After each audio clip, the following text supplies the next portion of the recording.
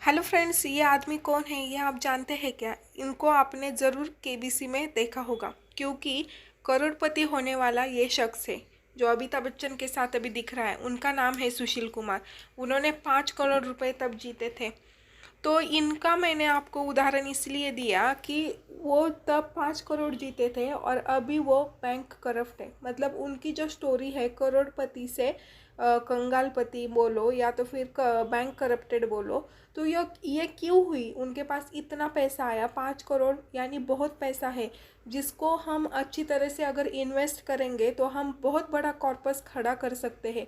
लेकिन इनके केस में ऐसा क्या हुआ जिसके कारण वो 5 करोड़, जो हमने सपने में भी नहीं देखा होगा, इतना बड़ा अमाउंट जो है वो उनसे लॉस्ट हो गया, या तो फिर उनको उसको मैनेज करने नहीं आया। तो ये इसमें क्यों हुआ ये सब? क्योंकि उनके पास फाइनेंस कैसे करना है अपना पैसा, इसकी प्रॉपर नॉलेज नहीं थी। तो हमें जो हमारा खुद का पैसा होता है उसे हम कैसे प्रॉपर यूटिलाइज करें, उसके लिए हमें जो स्टडी होनी चाहिए उसको हम पर्सनल फाइनेंस बोलते हैं। मतलब कि जो हमारा खुद का पैसा है, जो हमारी ज़रूरतें पूरा करके जो बचता है, उसको हम कैसे इन्वेस्ट करते हैं तो हमारा जो कॉर्पस है वो बढ़ता जाएगा। इसको हम इजीली पर्सनल फाइनेंस कहते हैं। फाइनेंस ये टर्म ही मनी मैनेजमेंट से रिलेटेड है, कि जिसमें हम अपने जो भी कुछ मतलब छोटी छोटी चीज़ें हैं, जैसे कि हमारे शॉपिंग है, हमारा बजट है मंथली, हमारा घर का जो ग्रोसरी लाना है, वो अपने बच्चों की फ़ीस भरनी है, या फिर कुछ जो कुछ भी हमारी ज़रूरत की चीज़ें हैं, जो सब कुछ माइनस करके हमारे पास जो कुछ भी हमारे सैलरी में से बचता है या तो फिर बिजनेस में से बचता है, जो हमारे ईएमआई कट होकर जाते हैं, हमने कोई लोन लिया हो तो उसका हफ्ता कट होकर जाता है, जो नीचे हमारा जो पैसा बचता है वो हम कैसे प्रॉपरली यूटिलाइज करते हैं, उसको हम पर्सनल फाइनेंस कहते हैं। और देखो, ये पर्सनल फाइनेंस जो है ना, वो बहुत मतलब बहुत ज़रूरी चीज़ है हमारी लाइफ में, क्योंकि हमारे पास क्या बोलते हैं ना, पैसा कमाना बहुत इजी है लेकिन उसको टिकाना और उसको प्रॉपर यूटिलाइज करना बहुत हार्ड है।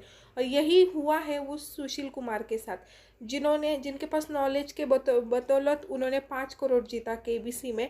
लेकिन अगर उसने उसको प्रॉपर यूटिलाइज किया होता तो आज उनके पास इतना कॉर्पस होता कि वो मतलब इमेजिन नहीं कर सकते थे। लेकिन लैक ऑफ नॉलेज और पैसा कैसे इन्वेस्ट करना है, इसका जो नॉलेज है वो उनके पास कम था। इसके वजह से उनका जो कुछ भी कॉर्पस था 5 करोड़ का, वो मतलब घटता गया, और उनके पास अभी उसमें से मेरे को नहीं लगता कुछ पैसा बचा होगा। तो ये गलती हमसे भी नहीं होनी चाहिए। इसके लिए हमको पर्सनल फाइनेंस का नॉलेज होना ज़रूरी है। तो हम पर्सनल फाइनेंस कैसे कर सकते हैं, मतलब हम अपना खुद का जो पैसा है वो कैसे इन्वेस्ट करें, इसके बारे में मैं आपको आज बताऊंगी। तो देखो, क्या होता है कि अगर हमारे पास 100 रुपये है, या फिर हमारी 100 रुपये सैलरी है, हम 100 रुपये मान के चलते हैं, उसमें से हमारे 20-30 रुपये घर खर्चे में जाते हैं, उसके बाद कुछ ईएमआई जाता है, टोटल मिला के अगर हमारे 70 रुपये जा रहे हैं तो हमें हमारे पास भी कितना 30 रुपये है। तो उसको हमने अलग अलग म्यूचुअल फंड्स होते हैं, स्टॉक मार्केट होता है, एफडीज़ होती है, उस पर हमें वो इन्वेस्ट करना चाहिए, ताकि हमारे पास कुछ साल बाद, कुछ दिन बाद उसका जो हमें मल्टीप्लाई होके पैसा मिलता है। अगर हम जो वो 30 रुपये बचे हैं वो अगर हम कहीं पर भी नहीं इन्वेस्ट कर रहे हैं तो हमारा वो 30 रुपये जैसे कि तैसे रहेगा, या तो फिर बैंक में जो कुछ भी हमारा परसेंटेज होता है बैंक का, बस उतना ही मिलेगा। तो इसीलिए अभी इतने सारे प्लेटफॉर्म्स अवेलेबल है कि म्यूचुअल फंड से, जिसमें आपको कुछ नहीं करना होता है, बस आपको कोई अच्छा सा म्यूचुअल फंड ढूंढना होता है, उसके बारे में जानकारी लेनी होती है, उसके बाद उसमें आपको मंथली बस एसआईपी करनी है। 1,000 रुपये का हो, 10,000 का हो, 5,000 का हो, जो जो आपका मतलब आपके पास आप कर सकते हैं उतना आपको मंथली उसमें डालना है। उसके बाद उसका कुछ तो पीरियड होता है, 5 साल, 10 साल, 15 साल। आप अपने हर हर महीने आपका जो फिक्स अमाउंट है उसका आप एसआईपी कीजिए।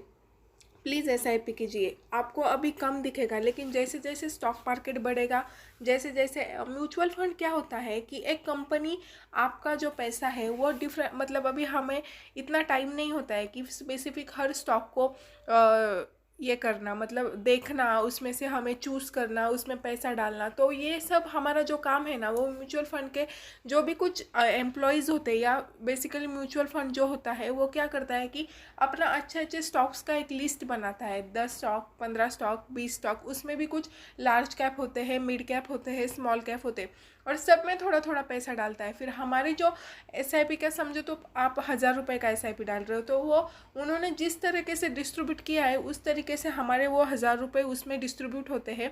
और जैसे जैसे कंपनी बढ़ती है ना, वैसे वैसे हमारा म्यूचुअल फंड भी बढ़ता है। मतलब हमारे दिमाग में नो झंझट कुछ भी नहीं, बस झंझट किस बात की है कि हमें अच्छा वाला म्यूचुअल फंड ढूंढना है और उसमें हमें एसआईपी करनी है। आप बस एक बार ये करके देखो, आपके पास 10 साल बाद, 15 साल बाद इतना पैसा होगा ना जो आप बैंक में डाल के नहीं कमा सकते हो। तो म्यूचुअल फंड इसीलिए ज़रूरी है। और ये अगर आपको बाकी कुछ फंदे में नहीं पड़ना है तो म्यूचुअल फंड आपके पास 1 या 2 तो म्यूचुअल फंड होने ही होने चाहिए, बहुत ज़रूरी है। अभी क्या होता है कि एक सिंपल, मतलब बहुत, मैं अब नॉर्मल लाइफ का एग्जांपल दे रही हूँ कि क्या होता है, हमारे बच्चे होते हैं, समझो 2 बच्चे हैं हमारे पास।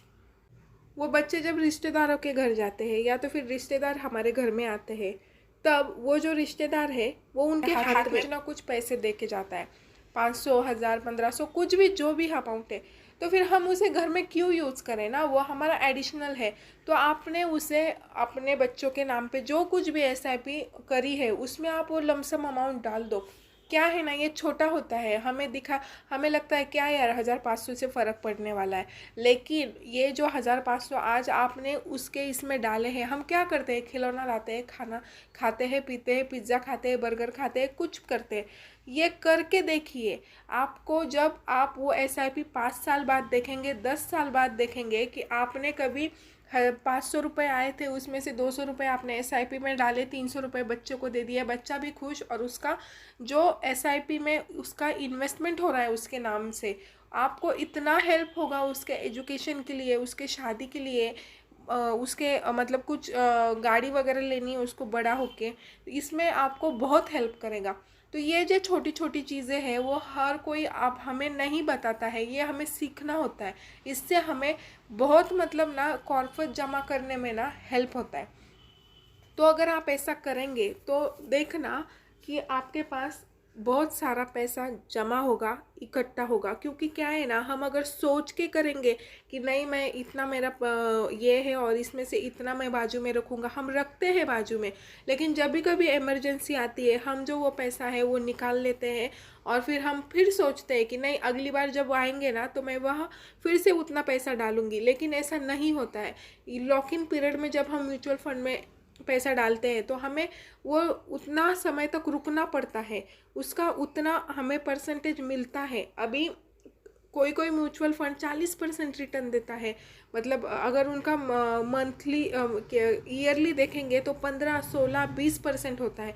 इतना कौन देता है हमें, बिना दिमाग लगाए बैंक नहीं देती है, फिक्स डिपॉजिट में हमें इतना पैसा नहीं मिलता है। तो म्यूचुअल फंड कीजिए, पर्सनल फाइनेंस सीखिए, आपके पास थोड़ा थोड़ा कीजिए, एकदम से हमें नहीं आता है। अगर मेरी वीडियो थोड़ी भी इंफॉर्मेटिव लगी हो तो चैनल को प्लीज़ सब्सक्राइब करिए, वीडियो अच्छी लगी हो तो प्लीज़ लाइक करिए, और अगर आपको सही में ये नॉलेजफुल वीडियो लगी हो तो आप प्लीज़ म्यूचुअल फंड के बारे में सर्च कीजिए। अगर आपको मेरे से जानकारी चाहिए हो तो नीचे कमेंट कीजिए, और प्लीज़ चैनल को सब्सक्राइब कीजिए। बाय बाय, और इन्वेस्ट करना मत भूलिए।